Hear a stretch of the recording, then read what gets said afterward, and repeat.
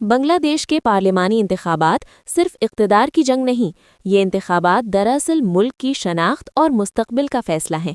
بنگلہ دیش میں 12 فروری 2026 کو 13ویں پارلیمانی انتخابات منعقد ہوئے۔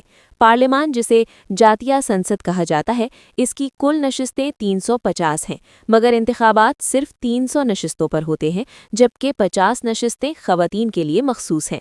ابتدائی نتائج کے مطابق بی این پی کو 2/3 اکثریت حاصل ہونے کی خبریں سامنے آئیں، تاہم اپوزیشن جماعتوں کی جانب سے نتائج پر سوالات اٹھائے جا رہے ہیں۔ بنگلہ دیش میں کوئی صوبائی نظام نہیں، ملک کو مختلف ڈویژن اور 64 اضلاع میں تقسیم کیا گیا ہے۔ اکثریت حنفی مذہب سے تعلق رکھتی ہے اور ملک میں بڑی مسلکی تقسیم موجود نہیں۔ قیام بنگلہ دیش کی تاریخ بھی جدوجہد سے بھری ہوئی ہے۔ ایک وقت تھا جب اسی سرزمین نے قائد اعظم محمد علی جناح کی آواز پر لبیک کہا، مگر 25 برس بعد زبان اور علاقائی اختلافات کی بنیاد پر پاکستان سے علیحدگی اختیار کر لی۔ گزشتہ 50 برسوں میں 3 بڑی سیکولر جماعتیں اقتدار میں رہیں: عوامی لیگ، بنگلہ دیش نیشنلسٹ پارٹی اور جاتیہ پارٹی۔ ان سب پر مختلف ادوار میں کرپشن کے الزامات عائد ہوتے رہے۔ شیخ حسینہ کے طویل دور حکومت کو اپوزیشن حلقے جمہوریت کی آڑ میں آمیریت قرار دیتے رہے۔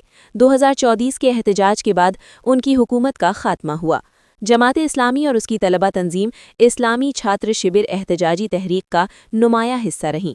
عام انتخابات میں جماعت اسلامی نے نیشنل سٹیزن پارٹی سمیت 10 جماعتوں سے اتحاد کیا۔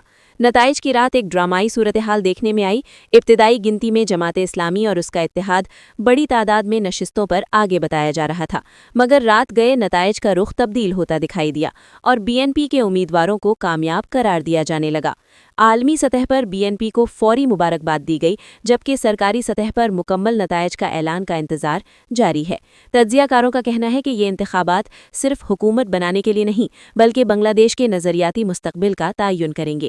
کیا ملک سیکولر راستے پر گامزن رہے گا یا اسلامی شناخت کی طرف بڑھے گا؟